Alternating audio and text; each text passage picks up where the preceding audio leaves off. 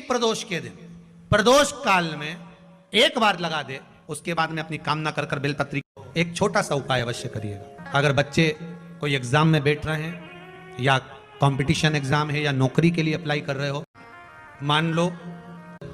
4-6 महीने से बैठे हो, 8 महीने से बैठे हो, सर्विस नहीं है, नौकरी नहीं है, तो एक छोटा सा उपाय अवश्य करिएगा शिव महापुराण का। महाराज बेलपत्री के पेड़ के नीचे विराजमान होकर,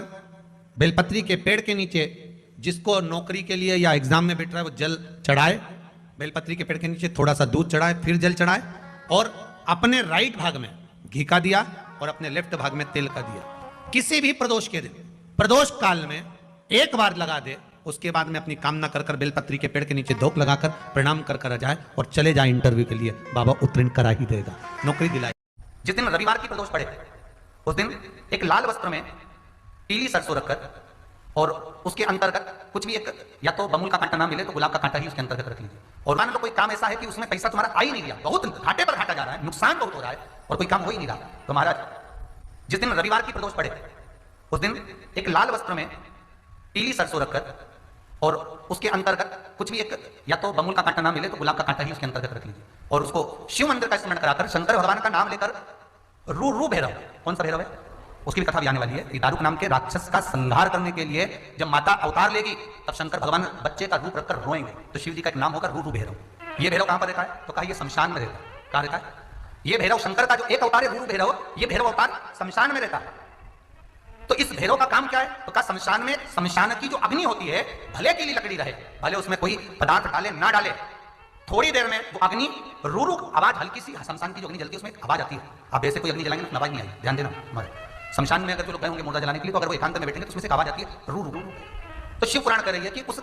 सरसों को, कांटे को रू भैरव का नाम लेकर जिस व्यापार जो नहीं चल रहा है, दुकान जो नहीं चल रही है, उस दुकान के सामने, उस व्यापार के सम्मुख में उसको जला दिया जाता है। ये करा जाता है रवि प्रदोष के दिन। महाराज कौन से प्रदोष? रवि प्रदोष के, जो सुख का भान कराती है, व्यापार की उन्नति के लिए, समृद्धि के लिए, लक्ष्मी के लिए इसका प्रयोग किया जाता है। तो यहाँ पर दारुक नाम का जो असुर है, दारुक नाम का जो राक्षस है, उसका एक ही कहना है कि मैं मरूं, मना नहीं है ब्रह्मदेव पर, वो मरने का। नंदी का एक पांव जो ऊपर होता है, आप लोग दर्शन करे होंगे शंकर जी के मंदिर में नंदी के, तो नंदी का एक पांव उठा हुआ होता है, एक पांव नीचा की ओर होता है। हड्डी से जुड़ा हुआ रोग, नेत्रों से जुड़ा हुआ, मस्तिष्क से जुड़ा हुआ कोई रोग रहता है तो एक नीले कलर का फूल आता है महाराज, उस फूल में हल्दी डालकर गुरुवार का प्रदोष पड़ने पर जो नंदी के पांव के पास समर्पित कर देता है महाराज, उसका रोग धीरे धीरे समाप्त होने लगता है। लिंग पुराण कहती है कि नंदीश्वर भगवान के सामने जो पुष्प समर्पित करा जाता है उसको, ये तो लिखा था स्कंद पुराण और शिव पुराण, लिंग पुराण कहती है जो फूल आपने समर्पित करा उसको लाकर पानी की बाल्टी में डालकर आप स्नान भी कर सकते हो, उससे भी हड्डी के जितने रोग होते हैं उसमें आराम लगने लगता है। जैसे कहीं शरीर नहीं चल रहा, हाथ झुंड पड़ रहा है, हाथ काम नहीं कर रहा, हाथ में झुंझुनी आ रही है, कंपन आ रहा है, जैसे मान लो कोई काम, चाहे वो शनिचरी प्रदोष हो, चाहे रविवार की हो, सोमवार की हो, मंगल की हो, बुधवार की हो, गुरुवार की हो, शुक्रवार की हो, शनिवार की हो, कोई भी वार की हो, प्रदोष काल में शाम का समय सूर्य डूब रहा हो, बस डूबा ही हो, और उस समय पर केवल 3 दिन ऐसे रहेंगे, 3 बार ऐसे रहेंगे, 3 तिथियां ऐसी रहेंगी, 3 समय ऐसा रहेगा जिस समय पर तेरे द्वारा निर्मित शूल को भी शिव धारण करेगा और जगत का कल्याण करेगा। 3 दिन, 3 तिथियां, 3 बार, 3 नक्षत्र, 3 घड़ी, 3 पल,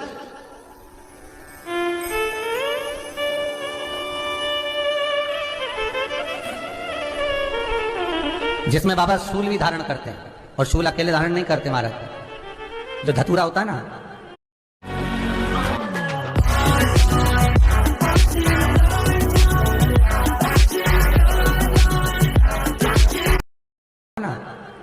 दर्शन करें धतूरे के कांटे कांटे सा होता है धतूरा, तो वो धतूरे के साथ में बाबा शूल धारण करते हैं, बेलपत्री के शूल को। ये बहुत बहुत आनंदमय कथा है महाराज जी,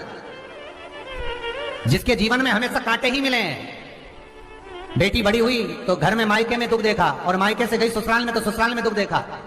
ससुराल में भी दुख देखने के बाद में भी पति को बहुत कुछ काम खुलवाया, बहुत धंधे खुलवाए, नौकरी लगवाई, पर वो पति बार बार छोड़ कर आ गया, बार बार तकलीफ भोग रहा है, बार बार कष्ट भोग रहा है।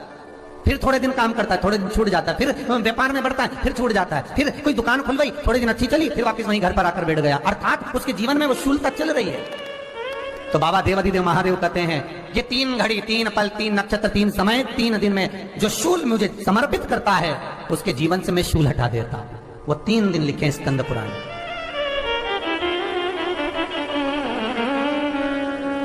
महाराज, बैसाख महीने में जो प्रदोष आती है, बैसाख के महीने में बहुत ध्यान से सुनना भाई, जो अपनी जिंदगी से बहुत तंग आ गए हो, परेशान हो गए हो, कष्टमय जीवन जी रहे हो, बहुत दुखी हो गए हो, उनके लिए ये स्कंद पुराण का चरित्र फिर मिले ना मिले, आप प्रेम से सुन लो भाव से। पहला, चाहे वो शनिचरी प्रदोष हो, चाहे रविवार की हो, सोमवार की हो, मंगल की हो, बुधवार की हो, गुरुवार की हो, शुक्रवार की हो, शनिवार की हो, कोई भी वार की हो, प्रदोष काल में शाम का समय सूर्य डूब रहा हो, बस डूबा ही हो, और उस समय पर सूर्य के डूबन के तुरंत बाद बाबा को धतूरे के साथ में बेलपत्री ना चढ़ाते हुए बेलपत्री के वृक्ष के 7 कांटे बाबा के शिवलिंग पर समर्पित करे जाते हैं महाराज, अपनी जिंदगी में अड़चनों को हटाने के लिए। फिर आप जिस व्यापार में उतरे, जिस व्यवसाय में उतरे, जिस नौकरी में उतरे, आप दिल से करें, आपको तरक्की मिलेगी, आप हार नहीं सकते, नीचे नहीं आ सकते, उन्नति पर ही चढ़ेंगे। एक वैशाख मास की प्रदोष। दूसरा, शिवरात्रि के दिन मध्याह्न का समय महाराज, जो बड़ी शिवरात्रि होती है माघ की, बड़ी शिवरात्रि के अंतर्गत मध्याह्न का समय दोपहर के ठीक 12 बजे, चाहे फिर वो कोई भी दिन हो महाराज, शिवरात्रि जिस दिन पड़ रही हो, उस दिन भी धतूरे के साथ बाबा को 7 कांटे बेलपत्री के वृक्ष के समर्पित होते हैं महाराज। इसमें आप ये वाले जो कांटे हैं जो शिवरात्रि के दोपहर 12 बजे वाले हैं, अगर कोई मदिरा पीने वाला हो, व्यसन में डूबने वाला हो, कोई जुआ खेलने वाला हो, कोई गलत वैश्यावृत्ति करने वाला, या अपने मार्ग से विचलित कोई व्यक्ति है, उसके लिए भी ये कांटे बहुत काम आते हैं महाराज। दूसरा, पार्वती, तेरे द्वारा तेरे नयन अश्रु से जो प्रगटा हुआ बेल का वृक्ष है, द्वितीय शूल मैं वहां धारण करता हूं, तृतीय शूल, तीसरा शूल जो वर्णन करा गया महाराज, भगवान श्रावण के महीने में जो भी दूसरा सोमवार पड़े, जो भी पड़े, श्रावण के महीने का दूसरा सोमवार, आप सबको पहले भी श्रावण के महीने में जो कथा कही उसका व्याख्यान वर्णन करा कि श्रावण का महीने का महत्व क्या है, वो भी आपको ऑनलाइन कथा में आप लोग सुन चुके हैं, लाइव कथा में श्रावण का पूरा महत्व बताया था कि श्रावण के महीने में शंकर भगवान को पूरा लेखा जोखा का भार प्रदान किया गया था। दूसरा सोमवार, श्रावण के महीने का जो दूसरा सोमवार होता है, उस दूसरे सोमवार में रात्रि के समय पर, अर्थात शास्त्र अब घड़ी और पल का स्मरण करेंगे तो रात्रि के बजेंगे 10 से 12 बजे महाराज, 10 से 12 के बीच में धतूरे के साथ बाबा को शूल समर्पित होता है महाराज। ये भी हमारी बाधाओं को, हमारी तकलीफों को, व्यापार व्यवसाय के लिए, नौकरी सर्विस के लिए, बहुत सारे एग्जाम में आप बैठ लिए, गवर्नमेंट एग्जाम के लिए बैठ लिए, नहीं हो रहा, ये 3 बार मेरे शंकर को बेलपत्री के वृक्ष के शूल समर्पित होते हैं, उसका आनंद पाना। मेरी जीजियों, 2 चीजें बड़े स्मरण में रखिएगा। एक, वैशाख महीने में मट्टी के पात्र का जल, अभी क्या चल रहा है, फागुन, अभी क्या चल रहा है, फागुन। जब बैसाख का महीना आए ना, जितने यहां बैठे और जितने आस्था चैनल पर सुन रहे हो, जितने फेसबुक यूट्यूब पर कथा श्रवण कर रहे हो, जितने मोबाइलों पर देख रहे हैं, प्रयास करना, बैसाख के महीने में मिट्टी के पात्र में जो रात्रि भर जल रखा हो, मिट्टी के पात्र में, अगर आपके पास में घड़ा हो, हंडा हो, नी हो, तो दिया हो, दीपक हो, कुल्लड़ हो, कोई भी तुम्हारे पास में जो मिट्टी का पात्र उसमें जल भरना, वो जल बैसाख के महीने की किसी भी सोमवार के दिन, किसी भी सोमवार के दिन, बैसाख महीने में, या किसी प्रदोष के दिन, या बैसाख महीने के शिवरात्रि के दिन, मिट्टी के पात्र का जल अपने घर के प्रत्येक व्यक्ति का स्पर्श कराकर उस मिट्टी के पात्र के जल को तांबे के पात्र में डाल लीजिए और घर के प्रत्येक व्यक्ति का स्पर्श करा लीजिए और शंकर भगवान पर कुंडकेश्वर महादेव के नाम से समर्पित करिए। कुंडकेश्वर महादेव,